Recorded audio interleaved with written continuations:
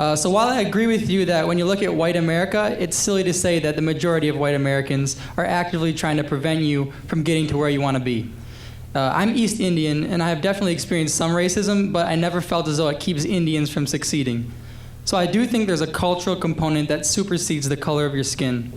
But I also think that it's naive to say that it just so happens that the same minority groups that have been historically oppressed happen to have cultures that are less conducive to success. I believe that environment can create culture. Can you acknowledge the historical reasonings that led to these so-called unsuccessful cultures and not put blame on these minority groups? I know that in your heart, I don't think you're a racist person, but in my opinion, to blame people for their failure, for their cultural failures, without taking into consideration historical, the history in general, conceals a lack of empathy and sort of hints at racism. Okay, so I'll fight back on the last point that there's anything to do with empathy or racism here, but I fully agree with you. Like 100, not like 90%, like 100%. I think that bad cultures are generally the result of bad things that have happened in the past or bad modes of thought that have prevailed over time. So, for example, there's a great book by Thomas Sowell called Black Rednecks and White Liberals, and that book essentially suggests that a lot of the pathologies that exist about single motherhood, for example, in the black community, or high rates of violence, are actually outgrowths of a slave and post-slave culture that was imposed by a white society that didn't bother with policing, that didn't care about inculcating morals or virtues in slaves. Obviously, they actually actively fought against it because they didn't want that to happen.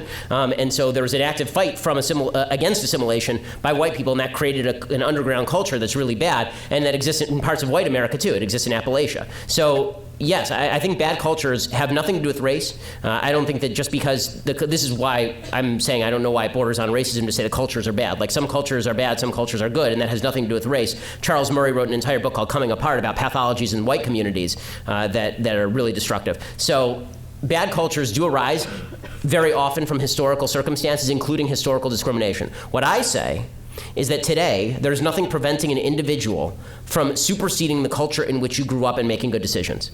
Then in a free country, somebody's going to have to break this chain. Somebody's going to have to break this cycle. And so, am I going to? I don't care if you want to say that the pathologies that exist in the black community, black inner city community of high rates of single motherhood and violence, for example, or lack of institutional wealth, that is a result of historic racism. I'm fine with you saying that. I don't have any problem with that. I'm not talking about historical racism when I talk about white privilege. I'm talking about right now the idea that there's a superstructure of rules and laws that are preventing you from succeeding, or a culture that is trying to keep you down. I don't think that's the case. So the question becomes, if you are here, let's say that on average, the culture in white America, or with regard to single motherhood, to take an example, is here, right? Because there's less single motherhood in the white community than the black community. And in the black community, it's here because it's 70% single motherhood rate, and the white community is 40%. Okay, so the question is, before, thanks to racism and thanks to discrimination, there was a cap on the black community that was here, and they couldn't get past it. Okay, now the ceiling's been removed. So what do you as an individual black person do